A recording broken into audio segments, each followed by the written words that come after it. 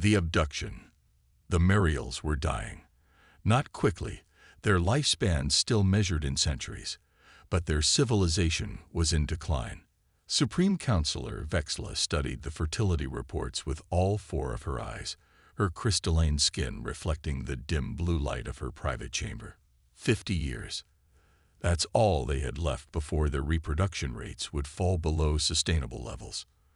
The solution remains the same, Medical Director Krizin said, floating slightly above his gravity pad. We require genetic diversity and viable offspring.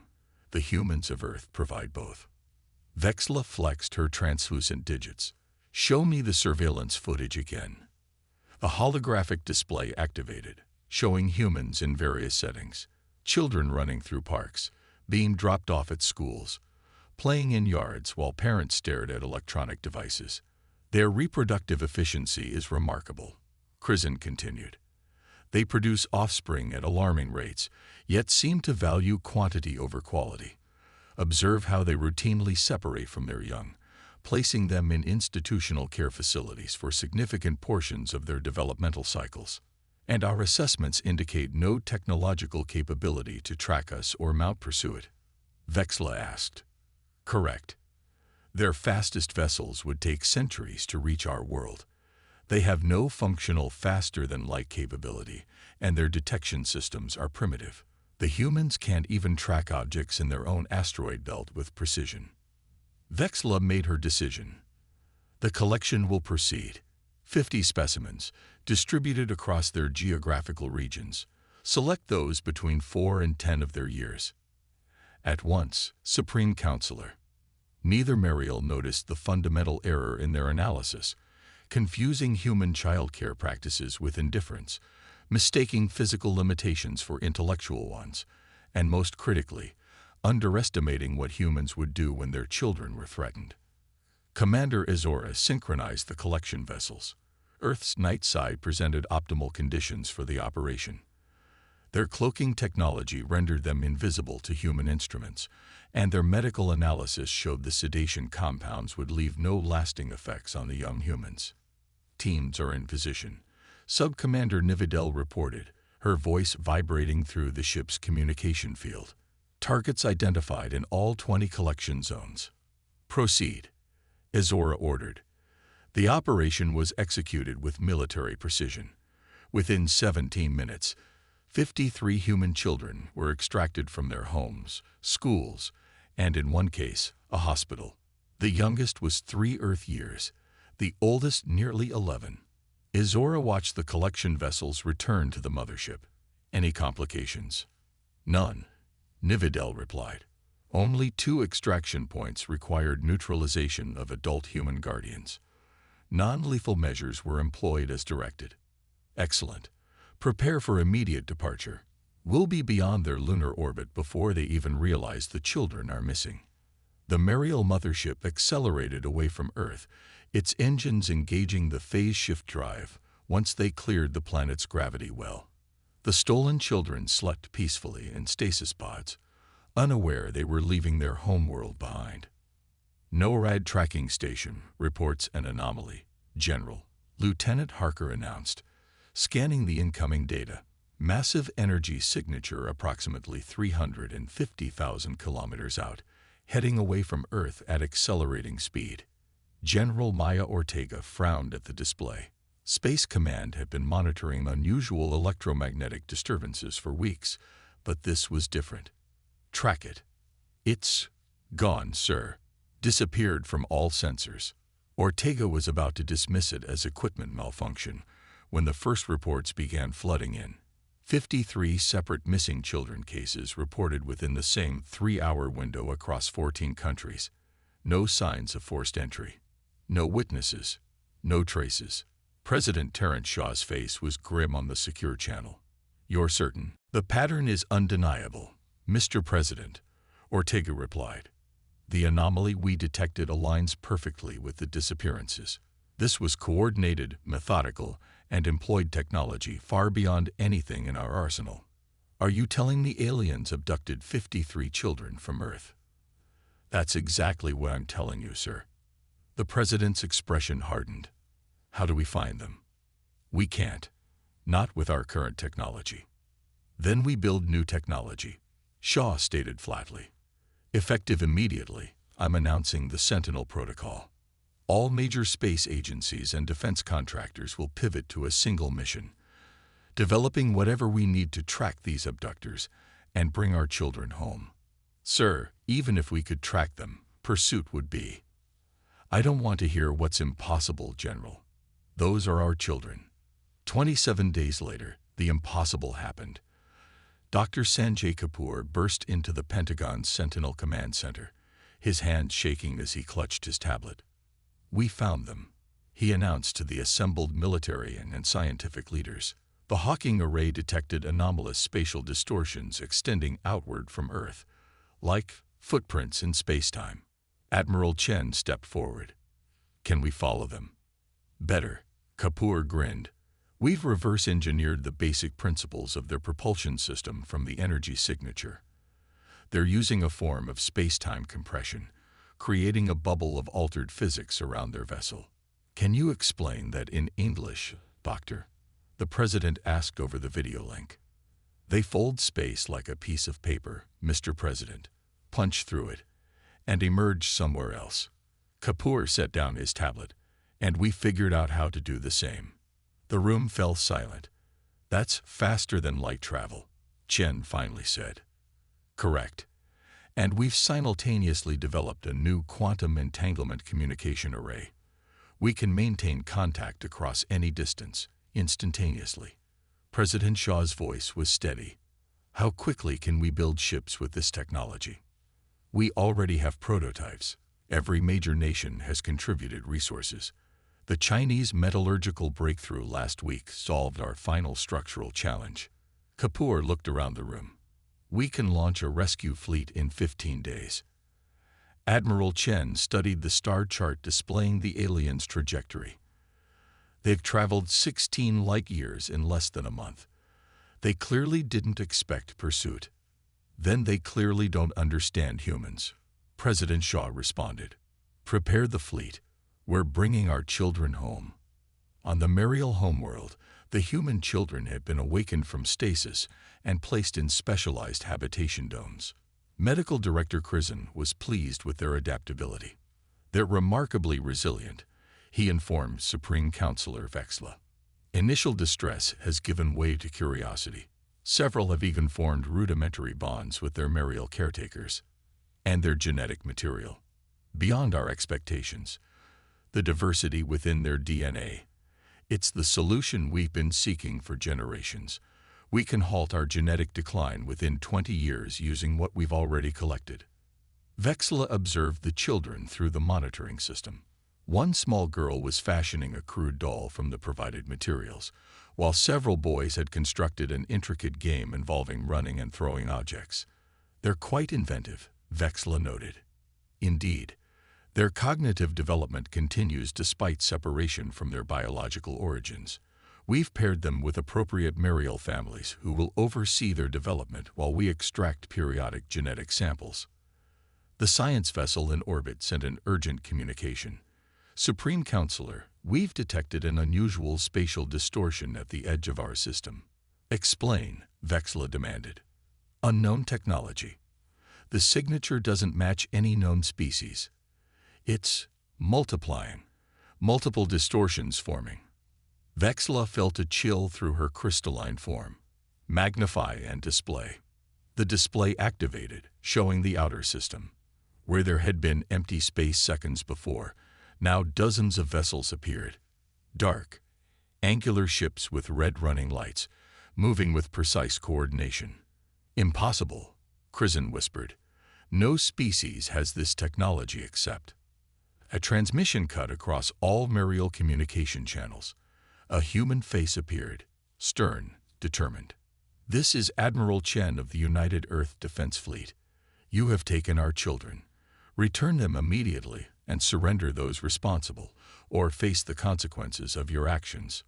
Vexla stared in disbelief. How could they have followed us? How could they have developed such technology so quickly? They're bluffing, Krisen said. Their vessels cannot possibly pose a threat to our defensive systems. As if in answer, 3 Mariel patrol ships moved to intercept the human fleet. The humans fired no weapons, made no aggressive moves, until the Mariels attempted to use their immobilization beams. Within seconds, the patrol ships were reduced to drifting debris. What have we done? Vexla whispered as more human ships poured into the system. What have we awakened? The hunt. Fleet Commander Tarvin watched in horror as another orbital defense platform disintegrated under human weapons fire. 6 days since their arrival, and the humans had systematically dismantled the Mariel defensive network with terrifying efficiency. They're adapting, he told the emergency session of the Mariel High Council. Each engagement reveals more of our technology, and they counter it in subsequent attacks. Our phase shift torpedoes were completely ineffective in the last engagement. They've already developed countermeasures. Supreme Counselor Vexla's crystalline form had lost its luster, turning cloudy with stress. Have they responded to our communications? They acknowledge our transmissions but reject all proposals except unconditional return of their offspring and surrender of all involved in the abduction. That's absurd. Counselor Provoke objected. The collection was authorized by this entire council. That would mean surrendering our entire government. I don't think they care about our political difficulties, Tarvin replied grimly. They disable our military assets with precision, but have yet to target civilian infrastructure. They're being restrained. A junior communications officer interrupted with urgent news. New vessels have entered orbit, different design from their military ships. Smaller, faster. The tactical display updated to show the new human ships descending toward the planet's surface. They're landing troops, Vexla asked, disbelieving. Our population numbers in the billions. These aren't military vessels, Tarvin realized, studying the data. Limited weaponry, designed for speed and stealth. Each carries between 20 and 30 humans. What's their purpose then? Provoke demanded. The answer came from an unexpected source. Krisen entered the chamber, his anti-gravity pad malfunctioning, so that he hovered unevenly. Their parents, the medical director said quietly. I've analyzed the transmission data. Each landing vessel contains direct genetic relatives of the children we took. They're not sending soldiers, they're sending family. Sarah Chen checked her tactical display as their stealth lander approached the Mariel capital city. Her husband might be commanding the fleet in orbit, but her mission was far more personal. Approaching drop point, the pilot announced. Mariel air defenses are neutralized in this sector. Sarah turned to the 19 other parents in the insertion team. Most had military backgrounds, a requirement for this first wave, but they were here as mothers and fathers first. We've trained for this, she reminded them. The fleet will keep the Mariel military occupied. Our only objective is extraction of the children. Intelligence suggests they're being held in environmental domes in the Central Administrative District. James Okafor, a Nigerian Special Forces veteran whose daughter was among the taken, checked his non-lethal equipment. Rules of engagement. Preserve life when possible, Sarah replied. But nothing stops us from reaching the children. The lander touched down in a park-like area 2 kilometers from their target. Mariel civilians scattered in panic as the humans emerge, their specialized exosuits compensating for the planet's slightly higher gravity. Lin, Sarah called to their tech specialist. What are your drones showing? Lin Wang tapped her wrist display. Minimal security at the habitat domes. They didn't expect a ground assault. I'm detecting human biosigns approximately 800 meters northeast. Sarah activated her comlink. All parent teams converge on the Central Administrative District. We've located the children. Across the planet, similar scenes unfolded as hundreds of human parents landed and moved toward their targets with single-minded determination. The Mariel security forces, prepared for traditional military threats, found themselves facing something entirely different. Humans who were not fighting for territory or resources, or even revenge, but for their children. Lieutenant Sofia Mendez led her team through the crystalline corridors of the Mariel Research Facility. 3 of the missing children were reportedly held here, including her nephew Miguel. Contact front, her point man whispered over the comm. 4 Mariel security. Armed. Sophia signaled for her team to hold position while she moved forward. The Mariel guards stood nervously, their weapons raised but obviously uncertain. Sophia activated her suit's translator. "We've come for our children," she announced. "Stand aside, and you won't be harmed." The lead guard responded in the Mariel's musical language, instantly translated by her suit. "You are intruders. Depart immediately, or we will use lethal force." Sophia took a step forward. "I'm going to ask once more. My nephew is in this facility. Either you step aside, or I go through you." The guard fired a warning shot that sizzled past her helmet. Sophia responded with her non-lethal pulse weapon, dropping 2 guards instantly. The other parents surged forward, overwhelming the remaining Mariels with practiced efficiency. As the last guard fell, Sophia heard a sound that made her heart jump. A child's voice, calling in Spanish. "Tía Sofía, eres tú." She turned to see Miguel peering from behind a doorway, his eyes wide with disbelief and hope. "Sigh, mi vida," she choked out, tears streaming down her face as she knelt to embrace him. "We've come to take you home." In the Mariel High Council chamber, chaos reigned. Reports flooded in from across the planet. Human parent teams breaching facilities, extracting children, and withdrawing with minimal casualties on either side. "How is this possible?" Councillor Prevex demanded. "Their technology should be centuries behind ours." Fleet Commander Tarvin watched the tactical displays with growing awe. "It's not just their technology. It's their determination. Our psychological models failed to account for the human attachment to specific offspring." "Explain," Vexla ordered. "Our species raises children communally. A juvenile's genetic origin is irrelevant to its care and development." Tarvin gestured to the displays showing humans fighting with incredible tenacity. "But these humans, they form intense bonds with their specific genetic offspring. They're not fighting for abstract concepts. They're fighting for individuals they consider irreplaceable." The chamber doors slid open, and a small delegation of humans entered, escorted by Mariel security who appeared more as honor guards than captors. At their head walked a tall human female and a stern-faced male. "Supreme Counselor Vexla," the woman said, her translator converting her words to perfect Mariel. "I am Director Kamala Rao of Earth's Diplomatic Corps. This is Admiral Chen, commander of our rescue fleet." Vexla rose to her full height. "Your military actions are unwarranted. The juveniles were being well treated. They were kidnapped," Admiral Chen stated flatly. "An act of aggression against Earth." "We meant no harm," Krizan interjected. "We face extinction. Your genetic diversity could save our species." Director Rowe's expression softened slightly. "There are diplomatic channels for such requests. Kidnapping children is not acceptable under any circumstances." "We did not understand," Vexla admitted. "The depth of your attachment to specific offspring was not apparent from our observations." "Now you understand," Chen said. "Every child you took has parents who would travel across the galaxy and face any odds to bring them home." Vexla's crystalline form clouded further with emotion. "We surrender those responsible and revoke all claims to the human juveniles. But I must ask, will your fleet now destroy our world in retribution?" Director Rao shared a look with Admiral Chen before responding. "Humans protect their children fiercely, but we don't seek extinction for others.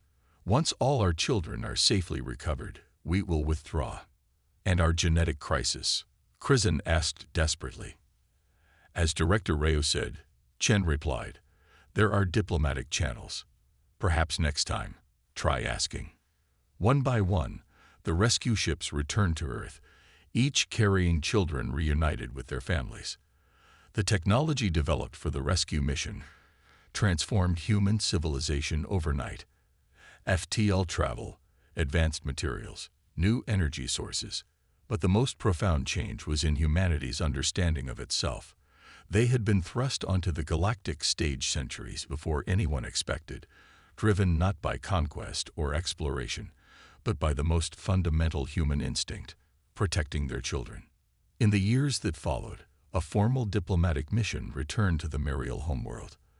They'd brought geneticists, doctors, and volunteers willing to help the Mariels overcome their reproductive challenges through ethical cooperation. The Mariels, for their part, added a new word to their language: human parent, a term that described not just a biological relationship, but a force of nature that could cross the stars and overcome any obstacle to protect what it loved. Throughout the galaxy, the stories spread among spacefaring species, a cautionary tale that became almost mythic in its retelling. Never take a human child, for in doing so, you don't invite conflict or war. You invite the most relentless, determined hunters the galaxy has ever known: human parents.